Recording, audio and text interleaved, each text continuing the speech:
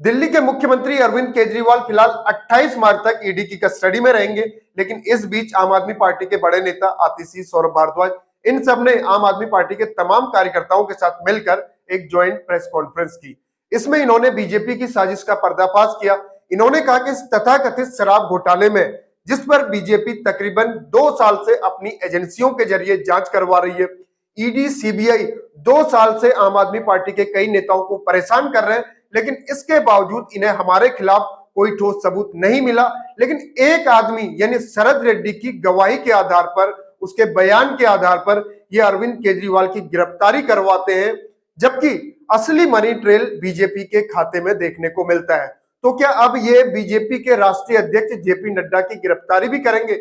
यानी आम आदमी पार्टी की तरफ से बीजेपी के राष्ट्रीय अध्यक्ष जेपी नड्डा की गिरफ्तारी की मांग उठने लगी है। आम आदमी पार्टी ने कहा कि इलेक्ट्रोल बॉन्ड का खुलासा होने के बाद बीजेपी और शराब कारोबारी शरद रेड्डी के बीच मनी ट्रेल का लिंक देश की जनता के सामने आ गया है। इसी टाइम पीरियड में तकरीबन 60 करोड़ रुपए का मनी ट्रेल बीजेपी के अकाउंट में आता है। दिल्ली शराब मामले में गिरफ्तारी से पहले शरद रेड्डी बीजेपी को 4.5 करोड़ रुपए देता है। ईडी की तरफ से बनाया गया मुख्य साजिशकर्ता शरद रेड्डी पहले बोलता है कि वो अरविंद केजरीवाल को जानता तक नहीं, लेकिन जैसे उसको जमानत मिलती है और सरकारी गवाह बना दिया जाता है, रेड्डी पलट जाता है और रेड्डी के बयान के आधार पर केजरीवाल की अरेस्टिंग हो जाती है।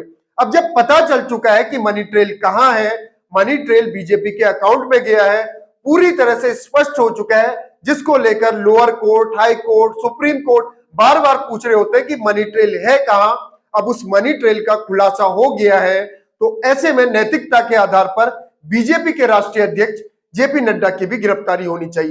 तभी तो पता चल पाता कि हमारी जो सरकारी जांच एजेंसी है ईडी निष्पक्ष तरीके से काम कर रही है। लेकिन अगर ऐसा नहीं होता है तो साफ साफ समझ सकते हैं कि किस तरीके से ईडी सरकार के इशारे पर नाचने वाली एजेंसी बन गई है। 2 साल की जांच, सैकड़ों रेड और हजारों लोगों से पूछताछ के बाद आज तक आम आदमी पार्टी के एक भी कार्यकर्ता से 1 रुपए की भी प्रोसीड ऑफ क्राइम की रिकवरी नहीं हुई है। तो ऐसे में आम आदमी पार्टी को परेशान नहीं करना चाहिए। आतिशी और सौरभ भारद्वाज ये कहते हैं कि आम आदमी पार्टी के कार्यकर्ताओं को बेवजह परेशान किया जा रहा है, जबकि साफ साफ पता चल चुका है कि शराब घोटाले का मोटा मुनाफा पूरी तरह से बीजेपी के अकाउंट में गया है। तो ऐसे में जेपी नड्डा की गिरफ्तारी करनी चाहिए। अब इस पूरे मामले की कहानी को समझिए। 2 दिन पहले केजरीवाल की गिरफ्तारी होती है रेड्डी के बयान के आधार पर। ये शरद रेड्डी 9 नवंबर 2022 को बयान देता है कि न तो वो केजरीवाल को जानता है, न पहचानता है और न ही किसी तरह का कनेक्शन है। उसके बाद रेड्डी की गिरफ्तारी होती है, 6 महीने जेल में रहता है और उसके बाद जमानत पे छूटने के बाद एक नई स्क्रिप्ट शुरू कर देता है। मतलब उस नई स्क्रिप्ट में क्या बोलता है रेड्डी कि केजरीवाल को जानता भी है, पहचानता भी है और उसके साथ कनेक्शन भी है, पैसों का लेन देन का मामला भी है। अब पूरी तरह से समझिए कि रेड्डी के बयान के आधार पर केजरीवाल की अरेस्टिंग होती है। तो जब पूरी तरह से मामला स्पष्ट हो चुका है कि रेड्डी की तरफ से, जिस पर मनी लॉन्ड्रिंग का केस चल रहा होता है, जिस पर मनी लॉन्ड्रिंग के आरोप लगे होते हैं, पीएमएलए एक्ट के तहत कार्रवाई की जा रही होती है, उसकी तरफ से बीजेपी को चंदा जाता है। और उसके बाद जब वो बहाना बनाता है कि उसकी पीठ में दर्द है, ईडी भी कहती है कि उसकी पीठ में दर्द है, उसको मेडिकल ग्राउंड पे बेल दे दी जाए और उसको बेल मिल जाती है। वजह ये कि वो सरकारी गवाह बन जाता है और केजरीवाल को लपेटने की कोशिश करता है। इस पूरे मामले में सच्चाई कितनी है, झूठ कितना है, ये तो सब आगे जानने को मिलेगा।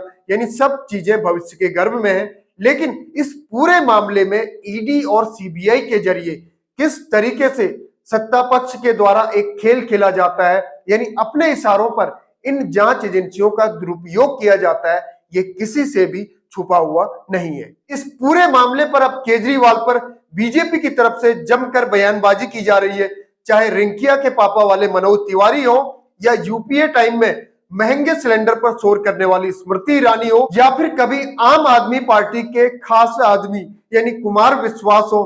कुमार विश्वास रामचरितमानस की एक चौपाई के जरिए केजरीवाल पर तंज कस रहे हैं। केजरीवाल के यार अन्ना आंदोलन के सिपाही रहे कुमार विश्वास जब कभी भ्रष्टाचार पर पानी पी पीकर विपक्ष को कोसा करते थे, आज बीजेपी के इलेक्ट्रोल बॉन्ड वाले इतने बड़े भ्रष्टाचार पर मौन साधे हुए, तो समझा जा सकता है किस तरीके से आज कुमार विश्वास भी बीजेपी के प्रति निष्ठा बनाए हुए हैं। तो आज के लिए फिलहाल इतना ही, आगे फिर होगी मुलाकात किसी और नए मुद्दे के साथ। तब तक के लिए जय हिंद, जय भारत।